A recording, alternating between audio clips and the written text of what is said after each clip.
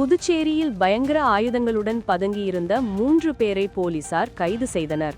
புதுச்சேரி வைத்திக்குப்பம் பகுதியில் சந்தேகப்படும்படி 3 பேர் சுற்றித் திரிவதாக முத்தியால்பேட்டை காவல் நிலையத்திற்கு தகவல் வந்தது. இதனைத் தொடர்ந்து காவல் ஆய்வாளர் தனசேகரன் மற்றும் சப் இன்ஸ்பெக்டர்கள் சிவப்பிரகாசம், ராமு தலைமையிலான போலீசார் சம்பவம் இடத்திற்கு சென்று கண்காணிப்பு பணியில் ஈடுபட்டிருந்தனர். அப்போது போலீசாரை கண்டதும் தப்பியோட முயன்ற 3 பேரை மடக்கி பிடித்து சோதனை செய்தபோது அவர்கள் கத்தி உள்ளிட்ட பயங்கர ஆயுதங்கள் மறைத்து வைத்திருந்தது தெரியவந்தது.